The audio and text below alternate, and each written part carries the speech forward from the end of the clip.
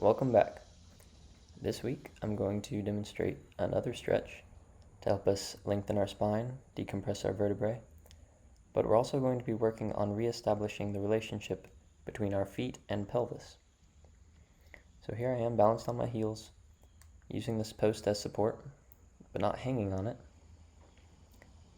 releasing tension. And as I sit back further into my heels, I'm going to exhale and allow my pelvis to rotate posteriorly, just like when we're on our hands and knees, getting into flexion, and then hinging back, squatting down into deeper flexion. So like I've discussed before, this takes up slack in the system, and you can see I'm not hanging on the post, just using it as support, as reference. But with the slack taken up, now I can feel the tension that needs to be released throughout the system.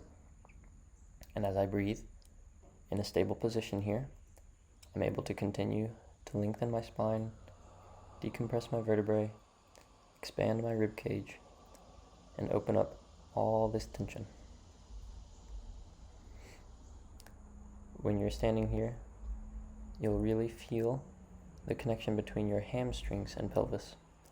So your hamstrings are the main muscle that rotate your pelvis underneath you, versus it being dumped forward, which is so common when we're standing. And if you'll pay attention to my waistband here, you'll see how my pelvis is oriented anteriorly. But watch, as I relax the tension and let it rotate, my waistband is now more perpendicular to my torso. My pelvis is more neutral. So now I'm ready to go into the stretch. So breathing in to stabilize, to pressurize. Then exhaling down into flexion. I want to emphasize the shape is the same that we're practicing when we're on our hands and knees in the quadruped position. We're just on our feet now. So the force of gravity is different. So we're having to stabilize in a slightly different way, but we're maintaining a neutral spine, just like we always are. And you can vary the stretch by going into more of a hinge or more of a squat, as I demonstrate a few different variations here. So now I'm going deeper into a squat. My knees go forward, which is fine, because my spine is stable. You can breathe here as long as you want, although you'll find it quite challenging to maintain the position. And here's another view. This time I'm using the window ledge, so rather than holding on to something, my hands are just placed on top of a flat surface. You can use really anything that's of a moderate height, whether that be a chair, a table, a railing. I like the post because I'm able to slide my hands up and down along with where my hips are going. But I like this flat surface because I'm able to relax my fingers and lengthen them.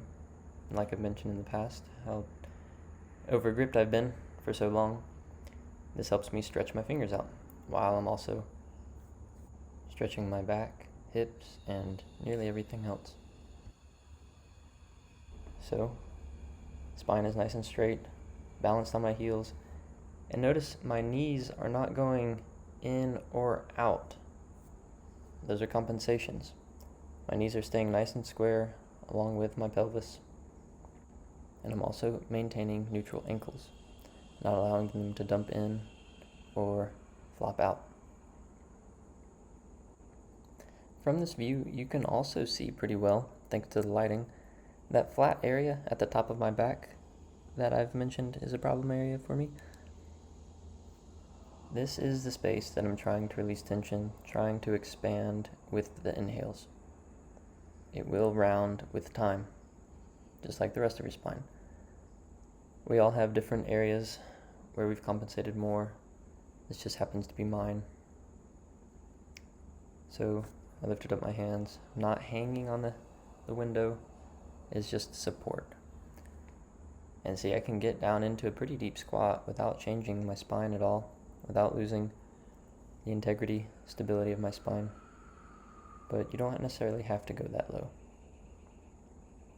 Standing up nice and easy.